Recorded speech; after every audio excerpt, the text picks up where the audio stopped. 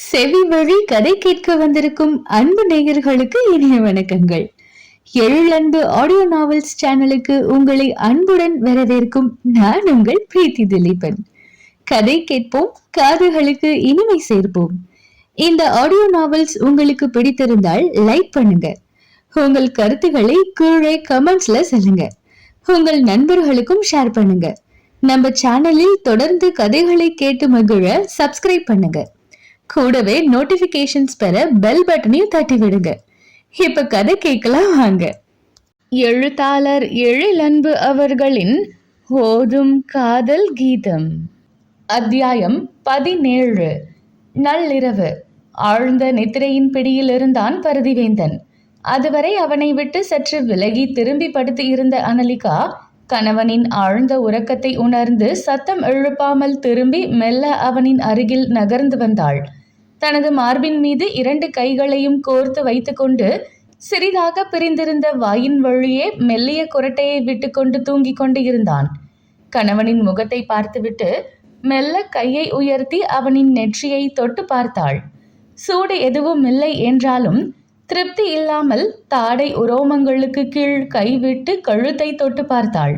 அங்கேயும் உடலின் நார்மலான சூடுதான் இருந்ததே ஒழிய காய்ச்சல் எதுவும் இருக்கவில்லை. அதில் சிறு திருப்தி அடைந்தவள் அடுத்து அவனின் கையை மெல்ல பற்றி நாடி பிடித்து பார்த்தாள். நாடி துடிப்பிலும் எந்த மாற்றமும் இருக்கவில்லை. ஆனாலும் அதிலும் முழு திருப்தி இல்லாமல் மார்பை மறைத்து கொண்டிருந்த அவனின் இன்னொரு கையை விலக்கிவிட்டு குனிந்து அவன் மார்பில் காதை வைத்து கேட்டாள். ரிதமாக ஒலித்து கொண்டு இருந்தது அவனின் இதய துடிப்பு. அவள் சோதித்து பார்த்தவரை அவனின் உடலில் எந்த உடல்நல குறைபாடும் தெரியவில்லை. ஆனாலும் அவளால் முழு நிம்மதி அடைய முடியவில்லை. உடல்நிலை நன்றாக இருக்கும் நிலையில் எதற்கு மருத்துவரை பார்க்க காத்து கிடக்க வேண்டும் என்ற கேள்வி அவளுக்குள் இருந்து குடைந்து கொண்டே இருந்தது. அதை பற்றி யோசித்து கொண்டே அவனின் இதய லயத்தை கேட்டுக்கொண்டிருந்த அனலிகாவை சுற்றி வளைத்தன பரதிவேந்தனின் கரங்கள். அடியை, உனக்கு நர்ஸு வேலை பார்க்க வேற நேரமே கிடைக்கலையா? பொண்டாட்டி வேலை பார்க்குற நேரத்தில் நர்ஸு வேலை பார்த்துக்கிட்டு இருக்க என்று அவளின் காதில் கிசுகிசுப்பான குரல் கேட்க மாட்டிக்கொண்ட உணர்வில் வெடுக்கென்று அவன் மார்பிலிருந்து எழ முயன்றாள். முடிந்தால்தானே? தன் மார்போடு இறுக்கமாக அழுத்தி கொண்டு இருந்தான் அவளின் கணவன். விடுங்க என்று அவள் திமிர, முதல்ல நான் கேட்டதுக்கு பதில் சொல்லுடி நர்ஸு என்று அவளின் காதில் அழுத்தமாக தன் உதட்டை பதித்தான்.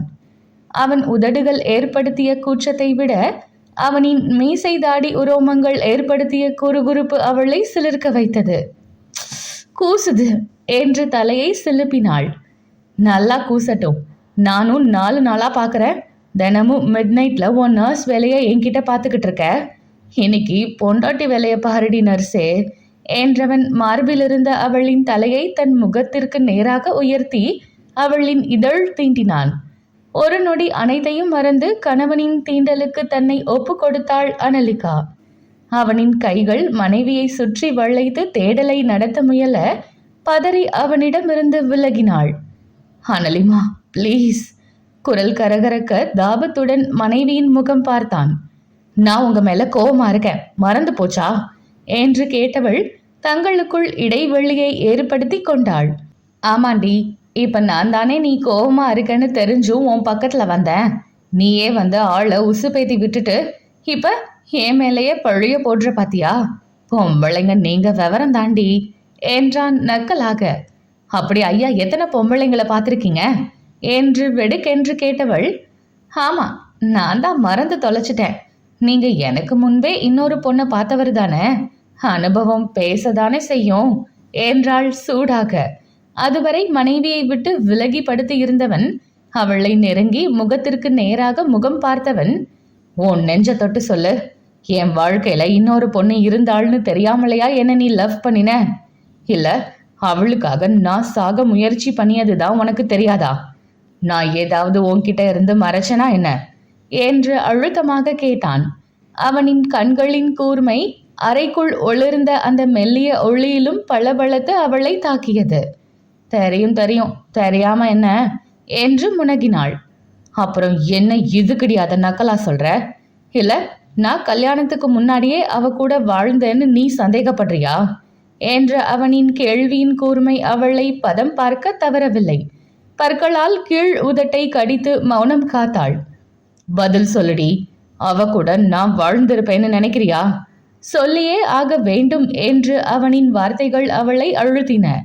பற்களில் கடிப்பட்டு கொண்டு இருந்த அவளின் உதடுகள் இப்போது குறும்பும் கிண்டலுமாக துடிக்க, கண்களோ அவனை கேலி சிரிப்புடன் பார்த்தன. அவளின் முகமாற்றத்தை கண்டு வியந்தவன் அதுவரை இருந்த இறுக்கம் தளர்ந்து, என்னடி என்று புரியாமல் கேட்டான். நம்ம ஃபர்ஸ்ட் நைட்டை நினைச்சு பார்க்குறேன் என்று உதட்டை சுழித்து கிண்டல் அடித்தாள். நொடியில் அவன் முகம் சிவந்து போனது. அவனின் அன்றைய தடுமாற்றத்தையும் திணறலையும் சொல்லி காட்டுகிறாள் என்று புரிந்து போக, அடியே என்றவனுக்கு கோபம் போய் சிரிப்பு வந்தது. நீங்கெல்லாம் காதலிக்க தான் லாய்க்கு, கசமுசாவுக்கு இல்லை என்று கேலியாக சொல்லி இன்னும் அவனை சிவக்க வைத்தாள். இப்படி இருக்கும்போதும் சொல்ற பாத்தியா, உனக்கு நக்கல் தாண்டி என்று மனைவியின் வயிற்றை தடவினான். அது ஏதோ நான் விவரமா இருக்க போய் என்று சற்றும் கூச்சமில்லாமல் அவனை வாரினாள். அப்போ நான் உன்னை புருஷன்னு சொன்னது சரிதானடி நர்ஸு என்று அவனும் கேலியில் இறங்க, அந்த நொடி இருவரின் மனமும் இனிய அதிர்வலைகளை மீட்டியது. பேச வந்ததை மறந்து பருதி மனைவியின் மணி வயிற்றை இதமாக வருடியபடி அமைதியாக இருக்க, அந்த அமைதியை கலைத்தாள் அனலிகா. இப்பவாவது சொல்லுங்களேன், உங்க உடம்புக்கு என்ன? எதுக்கு டாக்டரை பார்க்க வந்தீங்க என்று கேட்டாள். அவளுக்கு பதில் சொல்லாமல் மனைவியின் இரவு உடை சட்டையை சற்று மேல் ஏற்றி பள்ளப்பள்ளத்து மேடேறி இருந்த வயிற்றில் உதடு குவித்து தன் பிள்ளைக்கு முத்தத்தை தந்தவன், ஓ அம்மாவை பாத்தியா பேபி, நேக்கா போட்டு வாங்குறா. கசமுசா கதையெல்லாம் பேசி என்னை கவுக்கலாம்னு பிளான் போட்டுட்டா போல. ஆனா உன் அப்பா உஷார்னு அவளுக்கு தெரியல பாரு என்று பிள்ளையிடம் மேடை ரகசியம் பேசினான். பருதி என்று அவள் கண்டிப்புடன் அதட்ட, உன்கிட்ட அப்புறம் பேசுறேன் பேபி என்று பிள்ளையிடம் சொன்னவன் முகத்தை மேலேற்றி மனைவியின் முகம் பார்த்தவன், நீ எப்படி போட்டு வாங்கினாலும் நான் சொல்ல போறது இல்லை. முடிஞ்சா நீயே கண்டுபிடி, இல்லையா நானா சொல்ற வர வெயிட் பண்ணு என்றான். சீரியஸா எதுவும் இல்லை தானே என்று கவலையுடன் கேட்டாள்.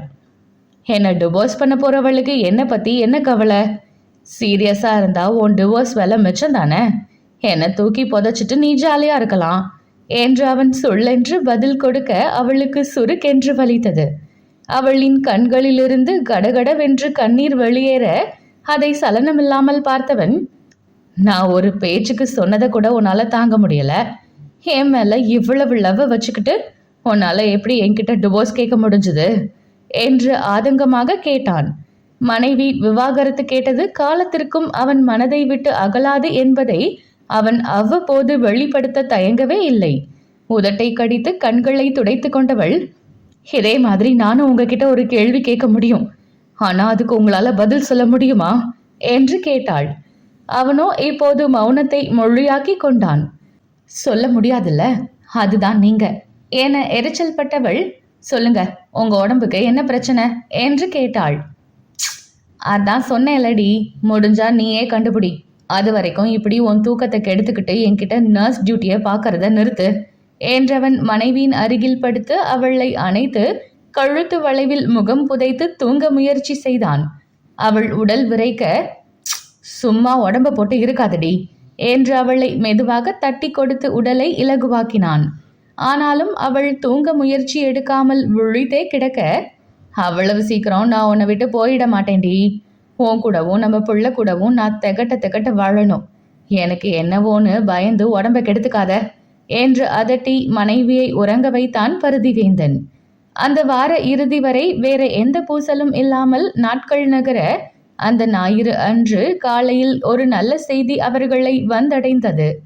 மதுராவிற்கு ஆண் குழந்தை பிறந்திருப்பதாக தகவலை தந்தை ஆகிவிட்ட பூரிப்புடன் தெரிவித்தான் மோகன். ரொம்ப ஹாப்பி மாப்பிள்ள, கங்க்ராட்ஸ். மதுவுக்கும் என் விஷஸ் சொல்லிடுங்க என்றான் தாய்மாமன் ஆகிவிட்ட பருதிவேந்தன். மோகன் பேசி முடித்ததும் ஏமா பேசினார். மதுராவுக்கு குழந்தை பிறந்த விஷயத்த உன் மாமியார் வீட்டில் சொல்லிடு பருதி என்றார். நாங்க இன்னைக்கு நேரா போறதா இருந்தோமா, போகும்போது ஸ்வீட் வாங்கிட்டு போய் விஷயத்த சொல்லிடுறேன் என்றான். நல்லதுப்பா என்றவர் அனலிகாவிடமும் பேசிவிட்டு வைத்தார். மாமியாரிடம் மகிழ்ச்சியை பகிர்ந்து பேச்சை முடித்துக்கொண்டு கணவன் புறம் திரும்பியவள், அத்தைக்கிட்ட என்னவோ சொன்னீங்களே, என்ன அது? முறைப்புடன் கேட்டாள். உன் காதலின் தானே கேட்டுச்சு, அப்புறம் என்ன கேள்வி? போய் கிளம்புற வழிய பாரு என்றான். உங்க மாமியார் வீட்டுக்கு போகணும்னா நீங்க போங்க, என்ன ஏன் கூப்பிடுறீங்க என்றாள் கோபமாக. ஏன் பொண்டாட்டி நீ இல்லாம எனக்கு எப்படி வந்துச்சு மாமியார் வீடு? அதான் உங்க பொண்டாட்டி நானே உங்க மாமியார் வீட்டை வேண்டாம்னு சொன்ன பிறகு உங்களுக்கு மட்டும் என்ன உறவு என்று இடக்காக கேட்டாள். தான் என்ன பேசினாலும் ஏட்டிக்கு போட்டியாக ஏதாவது பேசிக்கொண்டுதான் இருப்பாள் என்று அறிந்தவன் பேச்சை மாற்றினான். இதோ பாரு, எனக்கு மருமகன் பறந்திருக்கான். இந்த குட் நியூஸை நான் என் மாமியார் வீட்டில் சொல்லி ஸ்வீட் கொடுத்துட்டு வரணும்னு நினைக்கிறேன். என் பொண்டாட்டியா மரியாதையா கூட வர வழிய பாரு என்று கட்டளையாக சொன்னவன் அவள் மேலும் பேச சந்தர்ப்பம் கொடுக்காமல் அங்கிருந்து நகர்ந்தான். முறைத்தாலும் சிடுசிடுத்தாலும் அவனிடம் வேலைக்கு ஆகாமல் போக வேறு வழி இல்லாமல் கணவனுடன் கிளம்பி சென்றாள். பரதி வீட்டிற்கு வருவதாக முன்பே சொல்லி வைத்திருக்க அவர்களின் வண்டி நிற்கும் சத்தம் கேட்ட உடனேயே கதவை திறந்து ஆவலுடன் வரவேற்றான் நிதேஷ். வாங்க மாப்பிள. முதலில் பருதியை அழைத்தவன், அனலிமா வாடா, எப்படி இருக்க என்று வாஞ்சையுடன் தங்கையை விசாரித்தான். அவள் உர்ரென்று முறைத்து கொண்டு அமைதியாக இருக்க தங்கையை வருத்தமாக பார்த்தான். என்ன மச்சான், மாப்பிள்ள மரியாதை அவ்வளவுதானா? என்னையெல்லாம் நல்லா விசாரிக்க மாட்டீங்களா என்று பருதி மாப்பிள்ளை முறுக்கை காட்ட, அச்சோ அப்படியெல்லாம் இல்லை மாப்பிள்ள, நீங்க எப்படி இருக்கீங்க? அதுக்கு பிறகு பிரச்சனை எதுவும் இல்லையே என்று பதறி நலம் விசாரித்தான். நான் ரொம்ப நல்லா இருக்கேன் மச்சான். என் பொண்டாட்டி சூப்பும் சாப்பாடுமா செய்து போட்டு என்னை பத்திரமா பார்த்துக்கிறாள் என்று சொல்லிக்கொண்டே அவனுடன் உள்ளே செல்ல அனலிகாவும் உள்ளே வந்து ஓரமாக நின்றாள். வாங்க மாப்பிள்ள. வாடி அனலி, இப்பதான் வீட்டு பக்கம் வர வழி தெரிஞ்சுதா என்று வரவேற்றார் சரண்யா. அவருக்கும் பதில் சொல்லாமல் அவள் அமைதியாக இருக்க, அவ வந்தா என் கூட தான் வருவேன்னு பிடிவாதமா இருந்தாத்த, எனக்கு தான் அவளை கூட்டிட்டு வர நேரம் கிடைக்கல என்று அவருக்கும் பருதியே பதில் சொல்ல, அப்படியா மாப்பிள்ள, சரிங்க மாப்பிள்ள என்று கேட்டுக்கொண்டார் சரண்யா. அப்புறம் அத்தை, ஒரு குட் நியூஸ். என் தங்கை மதுராவுக்கு ஆண் குழந்தை பிறந்திருக்கு. அதை நேர்ல சொல்லிட்டு போவோம்னு தான் வந்தோம். ஸ்வீட் எடுத்துக்கோங்க என்றவன் இனிப்பு டப்பாவை மனைவியிடம் கொடுக்க சொன்னான். அவள் கணவனை முறைத்து கொண்டே அன்னைக்கும் அண்ணாவிற்கும் இனிப்பு கொடுத்தாள். ரொம்ப சந்தோஷமாப்ல. நார்மல் டெலிவரியா எப்படி? இப்ப மதுராவும் குழந்தையும் எப்படி இருக்காங்க என்று விசாரித்தார். நார்மல் டெலிவரி தான் அத்தை, குழந்தையும் மதுராவும் நல்லா இருக்காங்கன்னு மாப்பிள்ள சொன்னாரு என்றான். அவர்கள் அதை பற்றி பேசிக்கொண்டே இருக்க அனலிகாவோ யாரிடமும் பேசாமல் அமைதியாக இருந்தாள். தங்கையின் மௌனத்தை பொறுக்க முடியாத நிதேஷ், என்ன அனலிமா, இன்னும் உனக்கு எங்க மேல கோபம் போகலையா? நாங்க அப்படி என்ன பண்ணிட்டோம்னு முகம் கொடுத்து கூட பேசாம இருக்க என்று மனத்தாங்களுடன் கேட்டான். அதானடி இப்படி முறுக்கிட்டு நிக்கிற என்று சரண்யாவும் ஆதங்கத்துடன் கேட்டார். அவள் அப்போதும் அமைதியாக இருக்க இந்த முறை பருதி குறுக்கே வரவில்லை. அவர்களே பேசி ஒரு முடிவுக்கு வரட்டும் என்பது போல் அமைதியாக இருந்தான். இப்ப என்ன, நீ நம்ம வீட்டுல தானே இருக்கணும். எத்தனை நாள் வேணும்னாலும் இரு, உன்னை போன்னு சொல்ல மாட்டோம். இன்னைக்கே கூட இங்கேயே இருந்துக்கோ என்று நிதேஷ் சொல்ல, அம்மாடி என்ன மச்சான் அடிமடியிலேயே கை வைக்கிறீங்க? உங்க தங்கை இங்க வர மாட்டேங்கிறாளேன்னு நீங்க புலம்புனதும் பாவமேனு என் பொண்டாட்டிய மிரட்டி இங்க கூட்டிட்டு வந்தா கடைசியில என்னைய டீல்ல விட்டுட்டீங்க பாத்தீங்களா என்று அலறினான் பருதி. என் தங்கை கோபமா இருக்காளே மாப்பிள, அவளை சமாதானம் செய்ய நான் என்ன செய்ய என்று நிதேஷ் சோகமாக முகத்தை சுருக்க, அதுக்கு நான் தான் கிடைச்சேனா?